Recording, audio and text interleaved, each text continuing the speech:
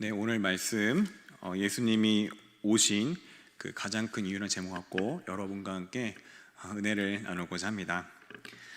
어떤 한 사람이 그 강가 근처에서 이 정말 큰 이제 다이아몬드를 떨어뜨려서 잃어버렸다고 그럽니다. 근데 이제 좀 어둡기도 하고 해가지고 정확히 이제 어디에 다이아몬드가 있는지 몰라서 정말 돌멩이만한 그 다이아몬드를 잃어버려서 이 사람이 그걸 찾기 위해서 그 돌을 줍고 확인하고 돌을 강에 던져버리고 또 돌을 줍고 확인하고 강에 이렇게 던졌다고 그럽니다. 근데 이렇게 하기를 이제 몇 시간째 하고 이제 처음에는 이제 집중해서 이렇게 보고 확인하고 던지고 하다가 이제 반나절이 지나고 이제 한나절이 가까이 되니까 이 사람이 이제 자신의 처음 목적을 잃어버리고 아무 생각 없이 이 돌을 이렇게 던졌다고 그럽니다. 강가에 던지고 반복하고 의식 없이 계속 던지기 시작했습니다. 그러다가 이 돌멩이를 잡았는데 뭔가 느낌이 달랐어요. 뭐였을까요? 다이아몬드였습니다. 근데 이 사람이 너무 반복적으로 던지다 보니까 아무 생각 없이도 강가에 던져버렸습니다. 그래서 이 사람이 이렇게 그 돌멩이를 구분 못하고 다이아몬드를 잃어버렸다는 그런 슬픈 이야기가 있습니다. 여러분, 이 사람이 처음에는 다이아몬드를 찾겠다는 그런 목적으로 돌멩이를 던졌지만 나중에 시간이 흘러 목적을 잃어버리고 결국에 소중하고 가치 있는 이 다이아몬드를 잃어버리고 말았습니다. 근데 우리도 마찬가지로 어떤 습관적으로 또 간성에 의해서 또 간습적으로 뭔가를 하다 보면 정말 그것의 중요한 가치와 의미를 잃어버리고 그냥 일처럼 반복적으로 계속 할 수가 있는 것입니다. 오늘 성탄절을 며칠 앞둔 상황에서 이렇게 말씀을 통해서 그러면 예수님이 왜 오셨는가, 그 목적을 또 의미를 다시 한번 오늘 말씀을 통해 되새기시기 바랍니다. 오늘 마태복음에서 마태는 예수 그리스도의 태어나심에 대해 이렇게 자세하게 기록을 합니다. 마리아라는 이 처녀, 여러분 잘 아는 그 내용이죠. 하지만 설명해드리면 이 마리아라는 처녀는 이제 요셉과 약혼을 했습니다. 이 약혼에 대해서 좀 우리가 좀 이해하려면 그 당시에 어떤 결혼식이나 약혼에 대한 풍습에 대해서 우리가 좀 알아야 될 텐데요.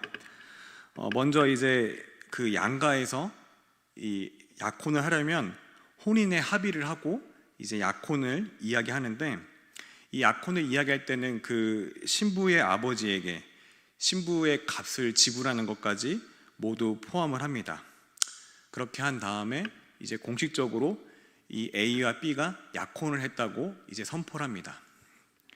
그런데 거기서 이제 끝난 것이 아니라 이제 좀 다른 좀 의미가 있습니다. 오늘날의 그 약혼과도 이 약혼이 이제 비슷하지만 이 다른 점이 있다면, 이 옛날 유대교의 그 약혼은 좀 더 강한 구속력이 있습니다. 때가 되면 비록 이때가 되면 비록 정식으로 결혼하지 않더라도 그들의 관계는 어떤 죽음이나 파혼에 의해서만 이제 깨어질 수가 있습니다. 즉 어떤 성관계는 허락하지 않고 이 사람들이 이제 따로따로 이렇게 선포가 된 다음에 1년 동안 그 양가에서 각자의 부모 집에서 따로따로 살게 됩니다. 따로따로 살면서 이 1년 동안 지켜보는데, 이 지켜보는 기간은 바로 이 여자가 처녀인지, 즉 임신을 안 한 순결한 여자인지를 지켜보는 기간입니다. 그렇게 1년이 지난 다음에서야 이 여자가 처녀임을 확인한 다음에서야 정식으로 둘이 이제 합방을 하게 되고 동침을 하게 되는 것입니다. 근데 만일 이 대기 기간 동안에 이 선포가 된 다음에 이 따로따로 부모의 집에서 사는 그 기간 동안에 혹시라도 임신을 하게 되거나 원치 않는 그 아이를 갖게 되면 사실 이 결혼은 이제 취소가 되었습니다. 하지만 반대로 이 취소가 그렇지 않을 경우에도 반대로 이 임신을 만약에 안 한 상태가 확인이 되면은 이 두 사람은 결혼해서 함께 살게 되는 것입니다. 이렇게 마리아 요셉이 이 두 번째 단계, 즉 임신을 안 하고 처녀인 것을 드러나는 그 중요한 기간에 문득 이 덜컥 이 마리아가 임신을 해버린 겁니다. 이 원치 않은 그런 임신을 한 겁니다. 마리아는 너무 놀라고 당황했을 것입니다. 왜냐하면 자신은 한 번도 다른 남자와 관계를 맺어본 적이 없습니다. 심지어 이 자신의 약혼하기로 한 요셉과도 이 관계를 맺어본 적이 없습니다. 그리고 사실 이 사실을 요셉도 마리아가 이 임신한 사실을 요셉도 알아버렸습니다. 원래 이렇게 약혼한 상태에서 임신을 하게 되면 이 모세의 율법에 따라서 공개적으로 수치를 당하고 이 마리아는 원래 돌로 쳐 죽임을 당해야만 합니다. 하지만 그녀의 남편 요셉은 오늘 말씀에서 어떤 사람이라고요? 의로운 사람이라고 기록하고 있습니다. 여기서 의로운 사람이란 것은 이 율법을 잘 지키는 것을 이야기도 하지만 또 하나 포함하는 것은 바로 이 사람이 자비로운 사람이란 것입니다. 즉, 이 마리아를 아끼고 또 자비를 베풀어서 이 마리아가 공개적으로 이 처형을 당하는 것을 원치 않았고, 그래서 자신이 조용히 가만히 끊고자 했다고 오늘 말씀에는 기록하고 있습니다.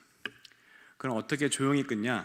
바로 이 두 증인 앞에서 이제 이 마리아가 임신을 했고, 그러므로 파혼을 선포하면 되는 것입니다. 많은 사람이 아닌 소수의 사람만 이렇게 보고서 증인이 되어서 하면 되는 것입니다. 하지만 오늘 말씀이 어떻습니까? 이렇게 계획을 하고 있을 때, 요셉이 이런 계획을 하고 있을 때 주의 사자가 나타나서 이렇게 말씀합니다. 다윗의 자손 요셉아, 너의 아내 데려오기를 무서워하지 말라. 너의 아내는 어떤 남자에 의해서가 된 게 아니라 성령에 의해서 잉태가 된 것이다. 이렇게 설명해 줍니다. 그러면서 구체적으로 이 주의 사자가 말을 합니다. 너가 아들을 낳으리니 그 이름을 예수라고 하라 하면서 이 성별까지도, 그 이름까지도 알려주게 됩니다. 그리고 또한 이 모든 일들은 어떤 사람에 의해서 된 것이 아니라 사실 이 선지자로부터 주께서 하신 말씀을 성취하고 이루려는 놀라운 계획의 일부임을 그들에게 알려주고, 그리고 또 처녀가 잉태하여 아들을 낳을 것이요 그 이름을 임마누엘이라 하라는 그 말씀이 결국에 성취될 것임을 요셉에게 알려주는 것입니다. 이 요셉은 이렇게 잠에서 깨자마자 현몽한 주의 사자가 이제 잠을 잘 때 찾아왔고, 이 요셉이 잠에서 깨자마자 주의 사자의 말씀대로 즉각적으로 이 아내를 자신의 집으로 데려오고, 그리고 아들을 낳을 때까지 동침하지 아니하고, 그리고 그 아들을 이제 낳게 되고 그 아들의 이름을 뭐라고 지었을까요? 예수라고 이제 짓게 되는 것입니다.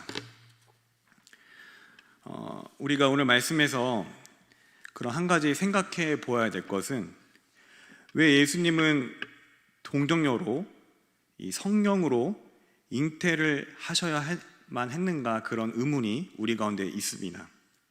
그냥 갑자기 천사가 아기를 이제 건네줄 수도 있고, 또 갑자기 자고 일어나니까 아기 예수가 이렇게 있을 수도 있고, 또 요셉과 마리아가 동침한 다음에 그 임신을 하게 돼서 아기를 낳았을 때 주의 사자가 나타나서 이 아기를 예수라고 이렇게 말할 수도 있는 것입니다.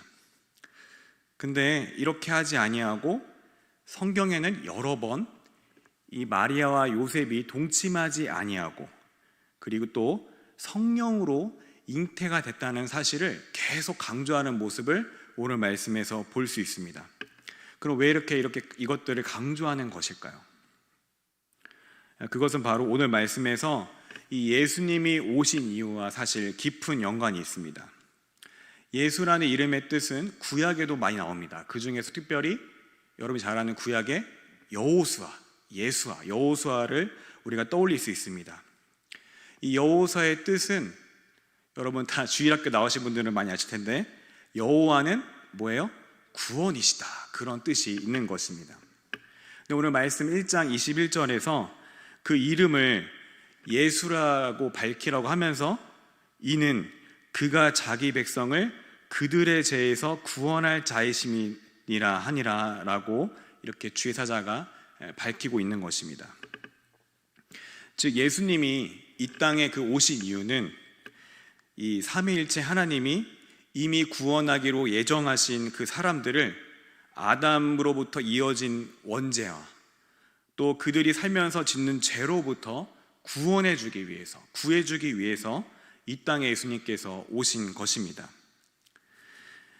이 만일 마리아가 그 원죄를 가지고 있는 남자의 씨 요셉으로부터 만약에 잉태를 한 것이라면 이 예수님이 이 태어날 때부터 사실 뭐예요? 원죄를 가진 그 사람의 씨로 오게 되는 것입니다. 즉 원죄를 갖고 예수님이 태어나게 되는 것입니다. 근데 예수님이 죽는 이유는 이 원죄가 있기 때문에, 어떤 자신의 죄 때문에 죽는 것이 아니라 누구의 죄 때문에 죽어야 돼요? 바로 자기 백성의 죄를 대신해서 죽으셔야 하는 것입니다. 그리고 또 그렇게 무고한 사람 때문에 죽어야 되고, 좀 더 이제 심화적으로 이야기한다면 인간의 대표 아담이 타락해서 모든 죄가 전 인류에게 전파되었듯이 이제 예수님은 두 번째 아담으로 이제 인류를 대표해서 죽어야 했기 때문에, 또 죄가 없어야 하고 우리를 구원할 만한 충분한 능력이 있으신 참 하나님이어야 되기 때문에 참 사랑과 참 하나님으로서 이 죄로부터 먼 순결한 처녀, 즉 마리아의 몸에서 남자의 씨가 아닌 성령으로 잉태를 해야만 하는 것입니다.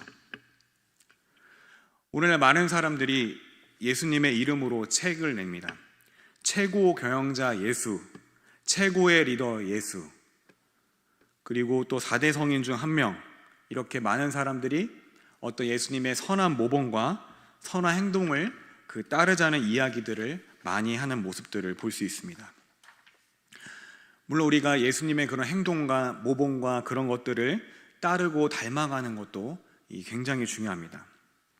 하지만 우리가 간과하지 말아야 할 것은 바로 예수님이 어떠한 모범을 보이기 위해서 이 땅에 오신 것이 아니라는 사실인 것입니다.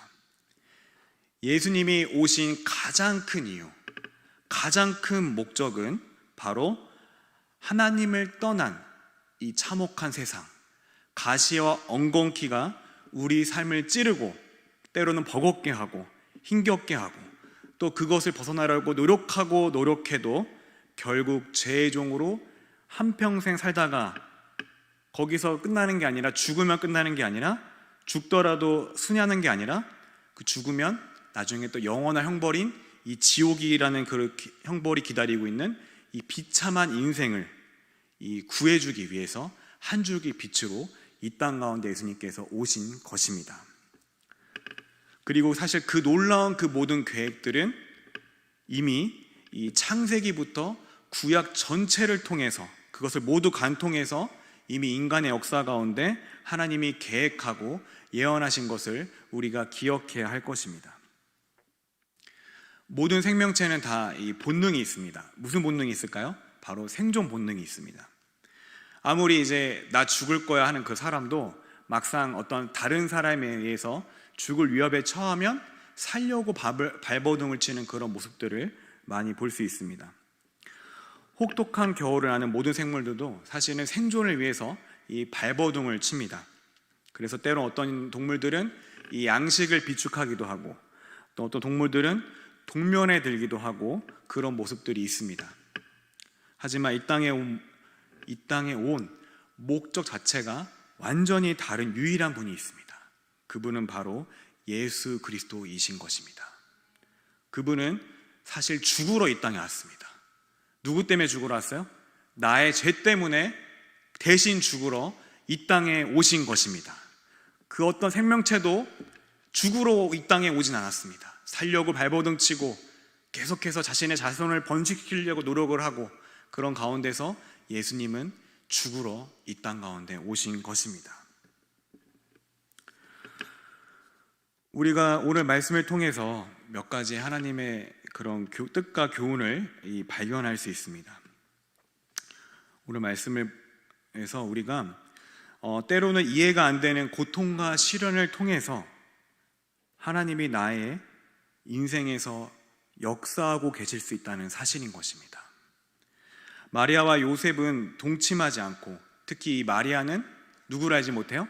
남자를 알지 못했습니다. 정말 오히려 이 순결하고 정결한 그런 여인이었습니다. 그런데 갑자기 배가 불렀고 갑자기 임신을 했습니다. 또 요셉도 마찬가지로 굉장히 의로운 사람이라고 말씀에 말할 정도로 율법을 잘 지키고 이 선한 사람이었습니다.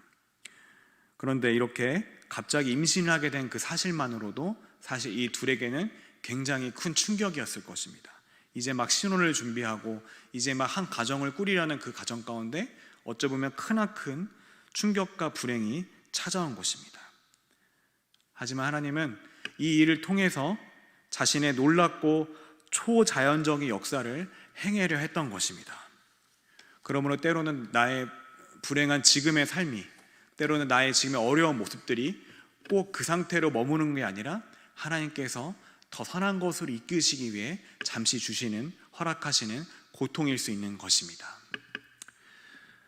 다음으로 우리가 알 수 있는 것은 우리가 이제 선한 결정을 요셉처럼 해야 한다는 것입니다.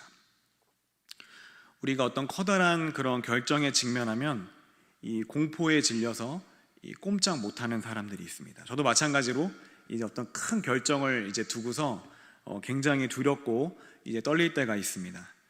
그래서 잘못 결정하면 어떡하지? 내가 좀 실수하면 어떡하지? 이런 또 하나님의 뜻을 놓친다면 어떡하지? 그런 두려움들이 있을 때가 있습니다. 그러나 우리가 어떤 선한 결정을 먼저 하려면 사실 이런 걱정과 염려를 다 하나님의 약속 아래 내려놓아야 하는 것입니다. 하나님께서 여러분을 돌보시고 또 여러분을 지키시며 여러분의 발걸음을 반드시 인도하십니다. 지금 비록 어두운 터널을 걷는 것 같을지라도 하나님께서는 지금도 우리와 함께하고 계십니다. 그리고 설령 실수로 내가 잘못된 결정을 내리더라도 이 요셉이 이 마리아를 정말 가만히 끊고자 했으나, 이런 잘못된 결정을 내리고자 했으나 이제 현몽하여서 오히려 마리아를 데리고 온 것처럼 오히려 하나님께서 이렇게 여러분을 또 선한 길로 반드시 나중에는 결국에 이끄실 것입니다. 우리가 이렇게 선한 결정하려면 우리가 기도하고 믿음의 사람들과 또 논의하고 또 하나님이 주신 지혜로 검토하고 이 말씀을 비춰보고 그 다음에는 정말 충분히 한 다음에는 이제 믿음으로 앞으로 나아가시기 바랍니다. 하나님께서 여러분의 매 순간순간, 매 걸음걸음마다 하나님이 여러분과 함께 하실 것입니다. 마지막으로 이번 성탄절 내가 왜 이 성탄을 기뻐하고 즐거워해야 하는지를 돌아보시기 바랍니다. 이 세상의 사람들도 성탄을 기뻐하고 즐거워합니다. 즐거워하는데 우리와는 좀 더 다르죠. 좋은 파티를 하고 좋은 것을 먹고 또 사람들과 많이 모이고 뭐 지금은 이제 우리가 높아져서 그럴 수 없지만 이제 그런 것 때문에 기뻐합니다. 근데 우리는 왜 기뻐해야 됩니까? 바로 나같이 비참하고 나같이 답없고 원래는 죄의 노예로 한평생을 살다가 죽은 다음에도 제 영원한 형벌이 기다리고 있는 정말 비참한 인생을 예수님이 한 줄기 빛으로 오셔서 우리를 건져내기 위해 왔다는 그 사실을 우리가 기억해야 할 것입니다. 우리가 지금 아무리 절망적인 삶을 살지라도 결국에 예수님이 나를 구원해 주실 것입니다. 결국에 믿는 백성들을 끝까지 붙잡아서 자신의 구원의 길로 이끄실 것입니다. 여러분 그것을 믿으시면서 오늘 하루를 살아가시는 우리 저 여러분 되기를 소망합니다. 또 성탄의 의미를 돌아보시는 우리 저 여러분 되기를 소망합니다.